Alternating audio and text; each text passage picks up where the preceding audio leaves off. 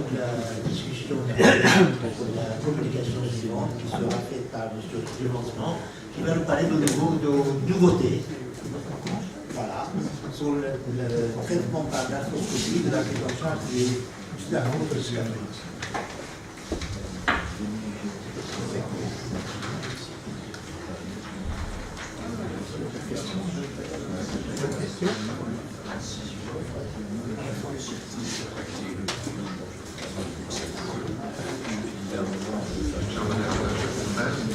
Merci de m'accueillir ici. Alors initialement, je devais présenter un travail sur le syndrome du canal carpien avec sous endoscopie. Et en relisant en fait la lettre des orateurs qui nous avait été envoyée, il était écrit dessus de présenter un travail innovant. C'est vrai que la chirurgie du canal carpien sous endoscopie, elle a maintenant plus de 20 ans. Quand je l'ai apprise, j'étais interne, c'était au tout début des années 2000, donc bientôt une vingtaine d'années. Et depuis, en pratique courante, c'est exactement la même chirurgie, la même technique. Donc en termes d'innovation, c'était pas gagné. Et puis en termes de côté récent, la technique, pareil, ça fait maintenant plus de 20 ans que c'est utilisé. Donc j'ai préféré changer de thème et je vais vous présenter quelque chose qui est beaucoup plus récent et beaucoup plus innovant. C'est la greffe osseuse sous arthroscopie des pseudarthroses du scaphoïde, une étude qui est encore en cours et qu'on est en train de mener à l'Institut français de chirurgie.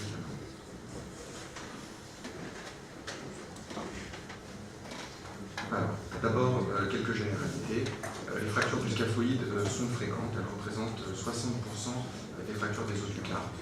Elles évoluent dans 5 à 15% des cas selon les séries vers la pseudarthrose. Elles concernent le plus souvent des hommes jeunes qui chutent sur la main en extension et la découverte se fait soit de manière fortuite sur une radiographie du poignet, soit lors d'une consultation pour un poignet douloureux ou pour un poignet raide. Les facteurs de risque reconnus de pseudarthrose sont là-bas, l'écart interfragmentaire important de plus d'1 millimètre, les fractures non diagnostiquées initialement, l'inobservance du traitement, la localisation proximale du trait de fracture et les lésions ligamentaires associées.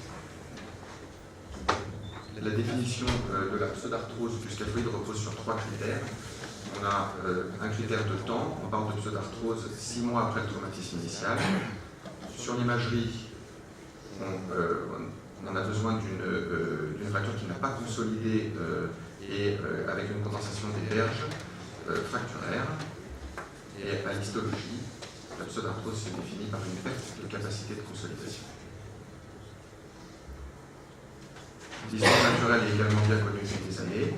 La pseudarthrose du scaphoïde évolue dans 100% des cas en environ une dizaine d'années vers l'arthrose du poignet. L'arthrose du poignet, c'est évidemment la douleur et la raide. L'objectif du traitement chirurgical est triple. On veut obtenir la consolidation de la fracture, on veut restituer la hauteur et la morphologie du scaphoïde, et on veut corriger une éventuelle bascule dorsale adaptative du lunatome, ce qu'on appelle un DISI. Le but, bien entendu, est d'éviter l'arthrose. Alors, cette méta-analyse récente de Binder publiée en 2015, qui incluait 48 publications et 1600 patients, nous permettait de conclure qu'actuellement, il n'existe pas de consensus dans la prise en charge chirurgicale des pseudarthroses du scaphoïde et qu'aucune technique n'a apporté la preuve de sa supériorité pour la consolidation. On avait 92% de consolidation avec des greffes vascularisées contre 88% quand elles ne l'étaient pas. Et on n'avait pas non plus de différence en fonction du site de prélèvement de la greffe. Sur un prélèvement radial, on avait 89% de consolidation, et sur un greffon iliaque, on avait 87%. Et bien entendu, avec le greffon iliaque, on avait plus de morbidité. Il n'y avait pas non plus de différence avec le moyen de fixation, que ce soit par disque ou que ce soit par broche. Et de la même manière, on abordait le scaphoïde par voie antérieure ou par voie postérieure, c'était la même chose. Toutefois, en conclusion, l'auteur nous disait que la greffe osseuse associée à la fixation interne restait le meilleur traitement. Alors aujourd'hui, l'arthroscopie trouve parfaitement sa place dans notre arsenal thérapeutique parce que par son caractère mini-invasif, il permet de diminuer la morbidité de l'acte chirurgical. Il permet également de préserver le complexe ligamentaire extrinsèque du poignet qu'on ouvre systématiquement quand on aborde le poignet par la dorsale. Il permet également de préserver la vascularisation du scaphoïde qui, comme on le sait, est très précaire et on imagine qu'en préservant la vascularisation, on va augmenter le taux de consolidation. Il permet également de faire le bilan des cartilages et le bilan ligamentaire et éventuellement d'associer un geste osseux au geste de greffe osseuse, comme par exemple faire une styloïdectomie radiale ou le traitement par exemple d'une lésion ligamentaire. Donc l'objectif de ce travail est de présenter notre expérience des greffes osseuses réalisées sous arthroscopie pour le traitement des pseudarthroses du scaphoïde. On a mené une étude entre janvier 2016 et juin 2018 sur 18 patients. Elle a été faite au sein de l'Institut français de chirurgie de la main et par 2 chirurgiens, dont moi. La technique chirurgicale, donc on a installé le patient de manière à faire une arthroscopie de poignet. Alors on met le patient des cubitus dorsales, on a un petit arceau inversé pour maintenir le coude sur la table à bras et pour pouvoir tracter dans l'axe vertical avec un petit système de poulie l'avant-bras. Ça se fait avec un carreau pneumatique et la colonne d'arthroscopie est placée de l'autre côté du patient. Alors le premier temps consistait à prélever la greffe sur l'extrémité inférieure du radius. On utilise un petit trocar à ponction sternale qu'on utilise en hématologie. On fait moins d'1 centimètre de cicatrice au niveau du tubercule de Lister et en écartant les tendons extenseurs de chaque poignet, on prélève une douzaine de carottes.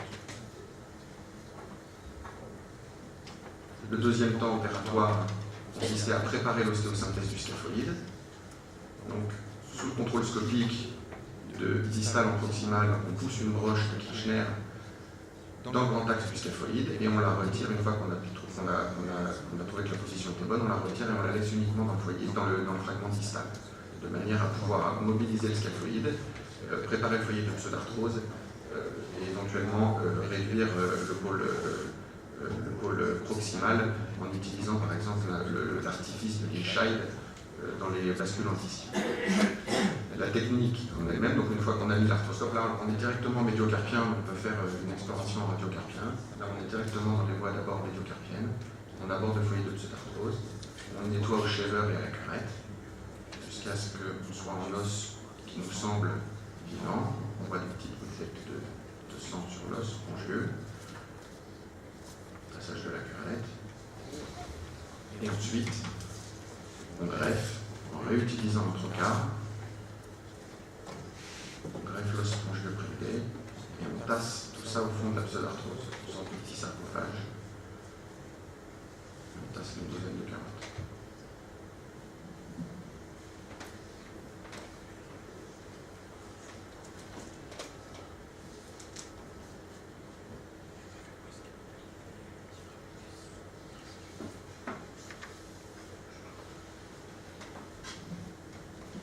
Une fois qu'on a tassé l'os, on lâche la traction.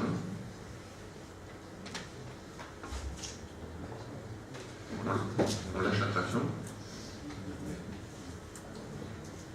Et on finit l'ostéosynthèse, soit en repoussant la broche et en rajoutant une deuxième si le trait de fracture était, si le trait de pseudarthrose est proximal, ou sinon on met directement une vis cannulée sur la première broche mise pour mettre de la compression dans le foyer de pseudarthrose.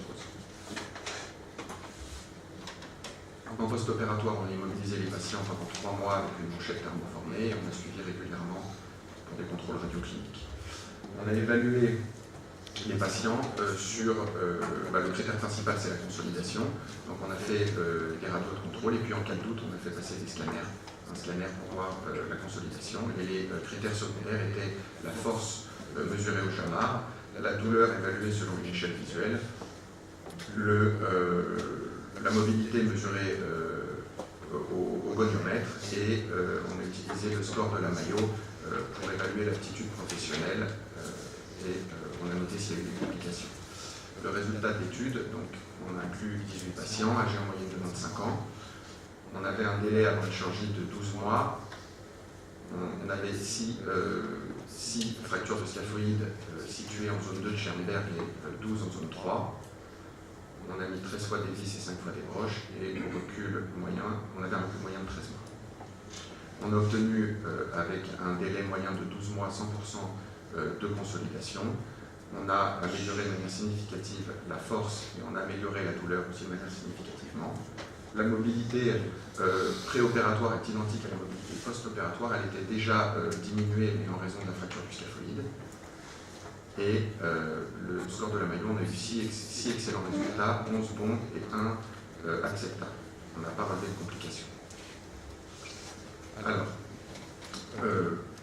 pour discuter de tout ça, en fait, on n'est pas obligé de faire systématiquement une greffe osseuse. Selon Ernst, c'est une étude récente en 2018 qui nous montre que la greffe n'est pas indispensable dans certains cas. Et les critères qu'il donne, c'est les pseudarthroses situées en plein corps, évoluant depuis moins d'1 an, avec une résorption minime, sans signe de dévascularisation du pôle proximal et sans déplacement, et sans facteur de risque surajouté. L'adjonction d'une greffe osseuse dans les cures de pseudarthrose est une technique ancienne, elle a presque un siècle maintenant, elle a été décrite par Adams en 1928. En 2010, Dominique Lenel, dans sa conférence d'enseignement, nous rappelle qu'à partir d'un stade 2 d'Alno, c'est-à-dire quand on a au niveau de la pseudarthrose une résorption minime avec quelques géodes de part et d'autre de la pseudarthrose, la greffe est indispensable. Le but de la greffe est, bien entendu, on en a parlé, de restaurer la hauteur du scaphoïde, de corriger, de défléchir le scaphoïde et d'obtenir la consolidation. Cette méta-analyse publiée en 2004 par Munk et Larsen recense plus de 5000 patients. La consolidation était obtenue dans 80 à 91% des cas. On avait 80% lorsque la greffe n'était pas vascularisée sans système de fixation, sans ostéosynthèse. Quand on a mis une ostéosynthèse, on avait 84% de consolidation. Et quand on a vascularisé le greffon, on avait 91% de consolidation. Alors aucune série prospective contrôlée n'a été publiée comparant différentes techniques, mais il sort tout de même de cette méta-analyse que les greffes vascularisées ont un meilleur résultat. Alors, qu'en est-il de l'arthroscopie? Eh bien, vous voyez, c'est une technique qui est très récente, puisque la première publication date de 2011. On a tout de même des séries avec un échantillon limité à chaque fois. On obtient des très bons taux de consolidation avec au moins 86%. Notre série, d'ailleurs, a des résultats comparables à toutes ces séries-là. Et on a quand même l'impression que l'arthroscopie permet d'obtenir un taux de consolidation au moins aussi bon que le greffon vascularisé. Seulement dans notre série, on n'a pas de contrôle. On a également 18 patients, donc c'est un tout petit échantillon. Nous n'avons pas fait non plus de scanner systématique et nous n'avons pas traité de pseudarthrose du pôle proximal, ce qui reste aujourd'hui encore un challenge pour les faire consolider. Donc en conclusion, ça reste une technique, l'arthroscopie pour traiter les pseudarthroses du scaphoïde, c'est une technique novatrice, vraisemblablement qui a de l'avenir.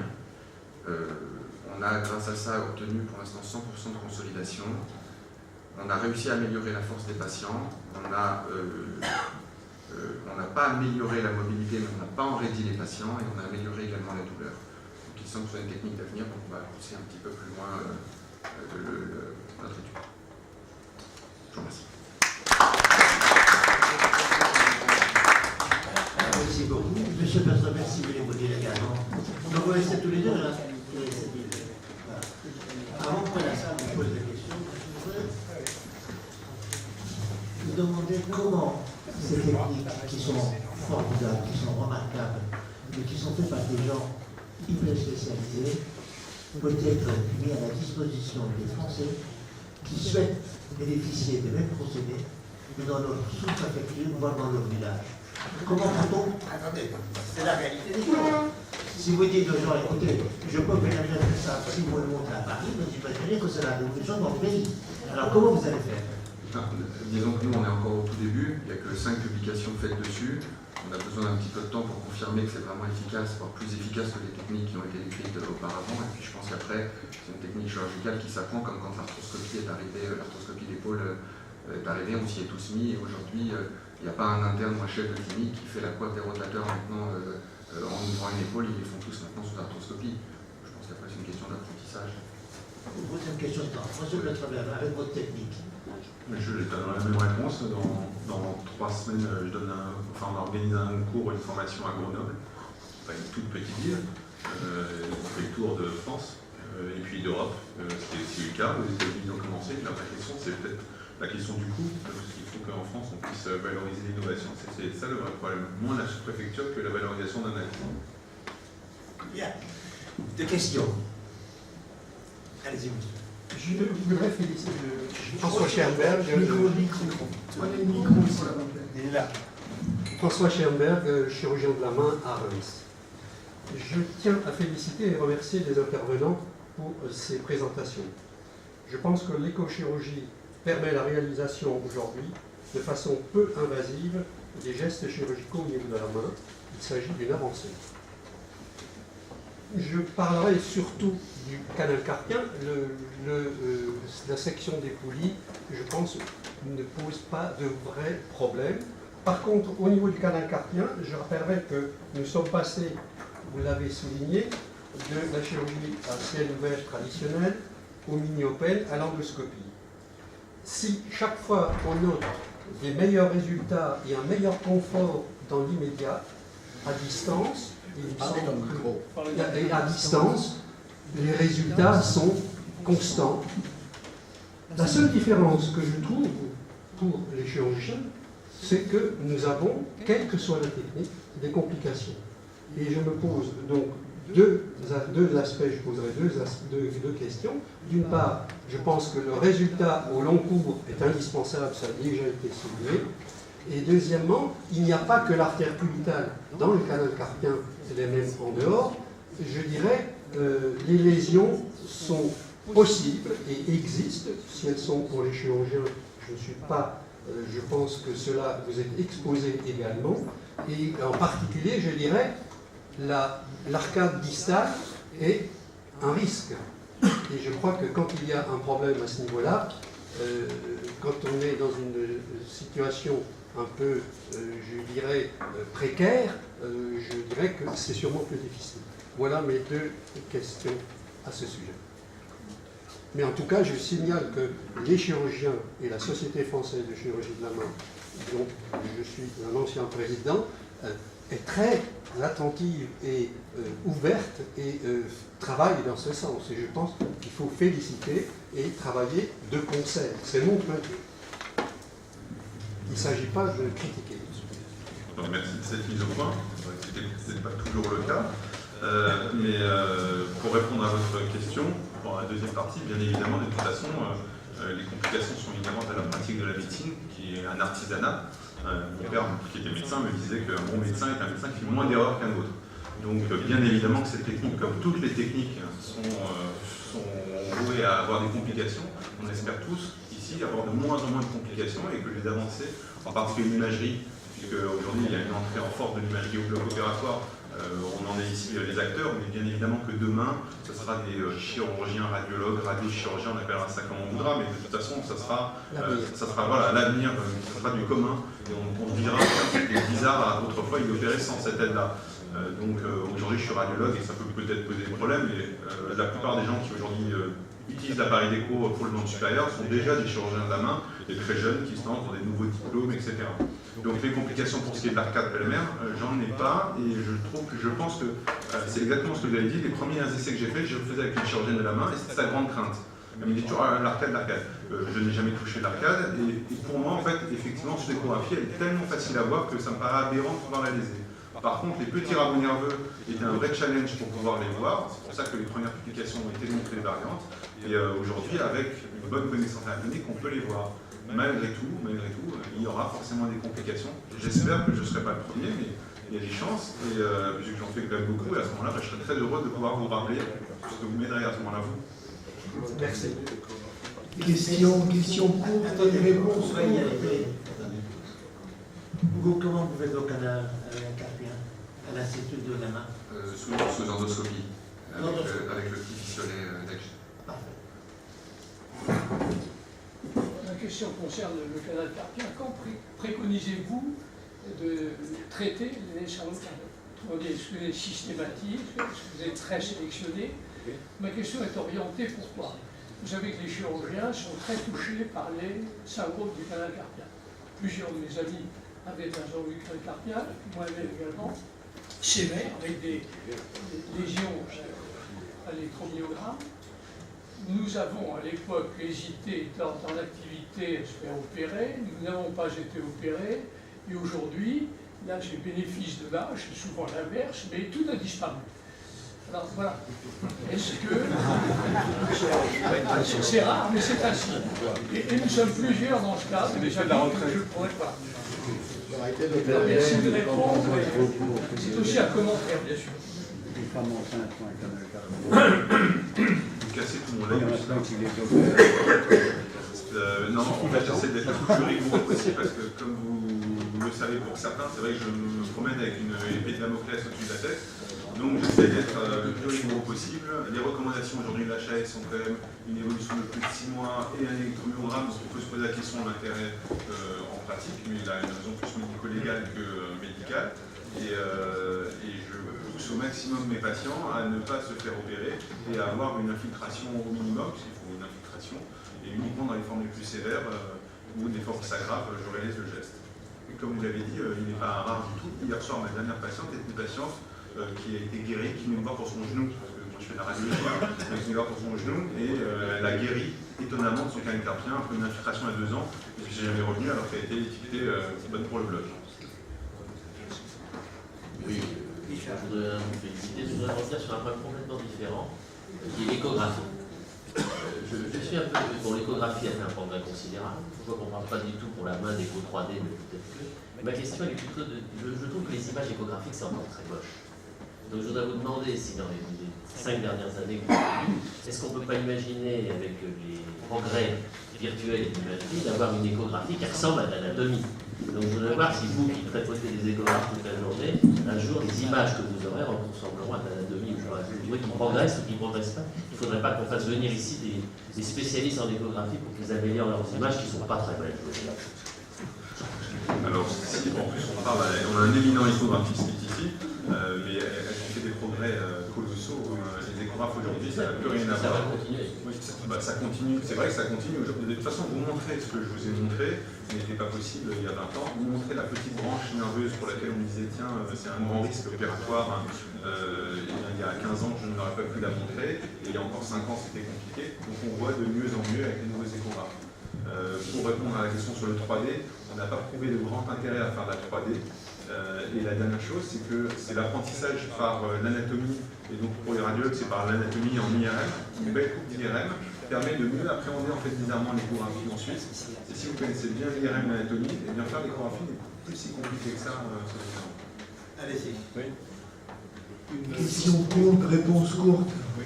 Une question complémentaire sur les progrès de l'échographie. Quelle est la place pour vous des sondes à 15 ou 20 MHz, puisque vous travaillez en surface, vous verriez peut-être beaucoup mieux, en particulier les fins rameaux nerveux, etc. Je crois qu'il y a de nouveaux développements dans ce domaine. Vous avez raison.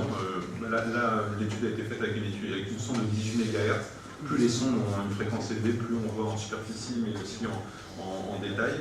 Et les premiers papiers étaient faits avec des sondes avec plus basse fréquence, et donc forcément on peut aussi dire que si des échecs existaient, mais les gens n'ont pas réussi il y a longtemps, c'est aussi peut-être parce que les appareils ne le permettaient pas. Et aujourd'hui, les courbes d'apprentissage, il y a un papier qui apprend à en sortir sur Nice, qui est un chef de clinique qui est venu se former et qui a lancé la même activité sur Nice, au CHU, et il montre une courbe d'apprentissage qui est extrêmement rapide avec une simple interne de 2e semestre en radiologie.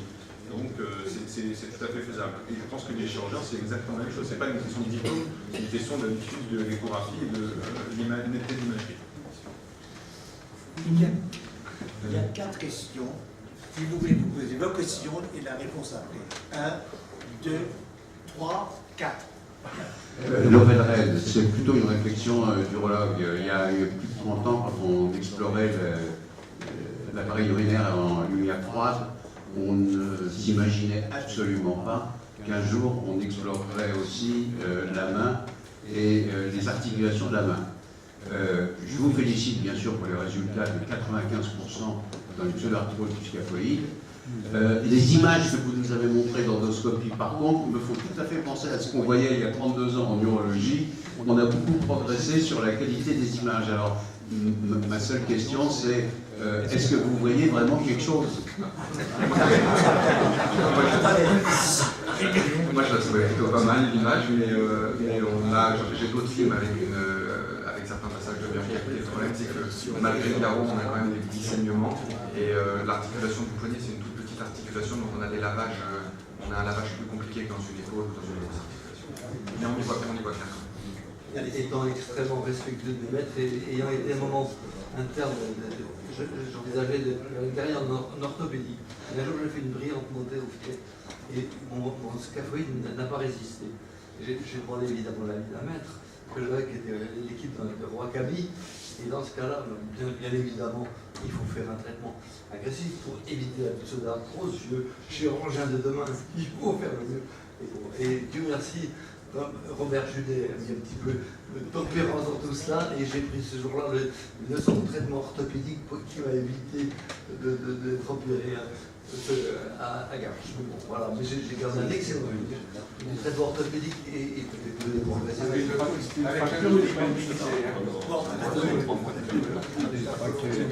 C'était pas une pseudarthrose, c'était une fracture, non? C'était un retard de consultation. Là, c'est pas une fracture. On va vous passer le micro. C'est bon, c'est fait.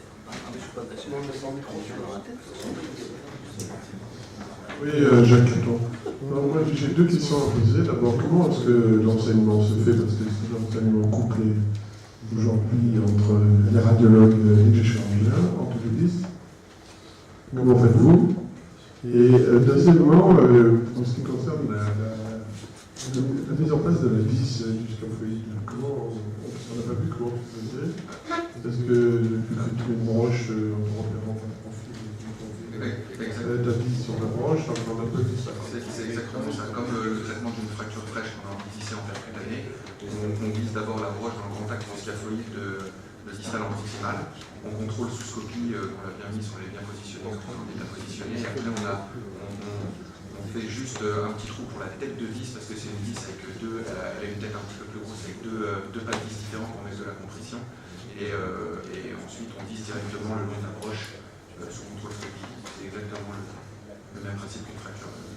Et en ce qui concerne l'enseignement, parce que c'est quand même une innovation, comment envisagez-vous l'enseignement de ces techniques? Alors, moi, alors, je suis à la fois à l'Institut français de chirurgie de la main, mais je suis aussi en fait responsable de la chirurgie du membre supérieur à la clinique La Montagne. Et depuis plus de 3 ans maintenant, on a l'accréditation pour former les internes. Donc on les forme sur cette technique-là, on les forme sur la chirurgie de la main.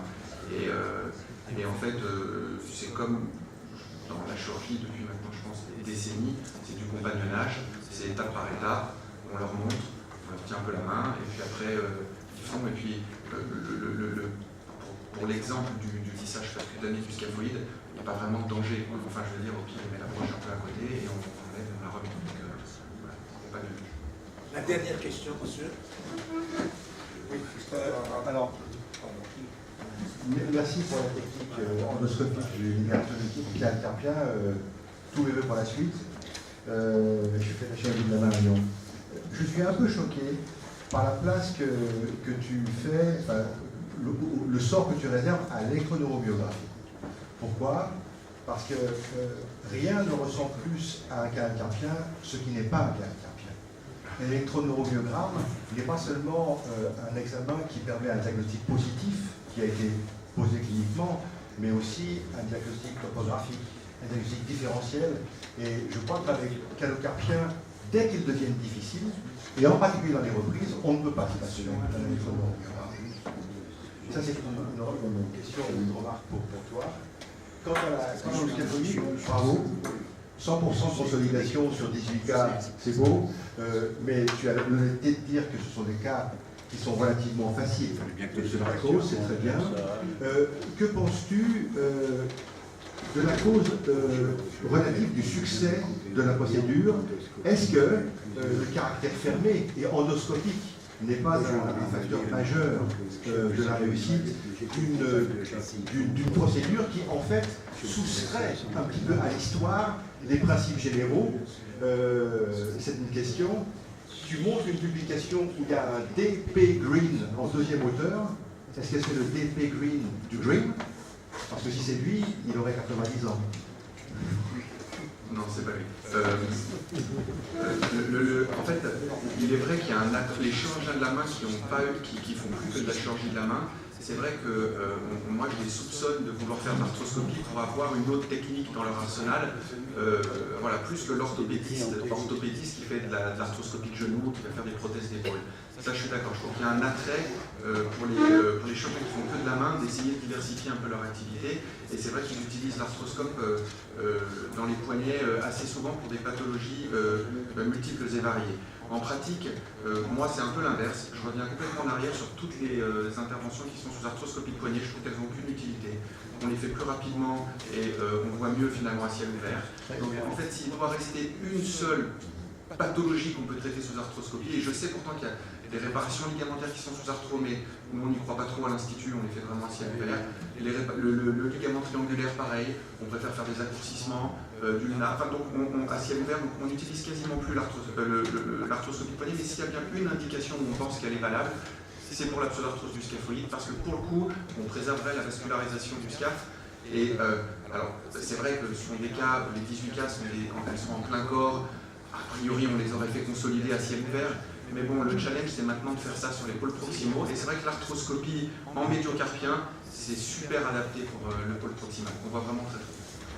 Merci beaucoup à tous les deux. Bravo.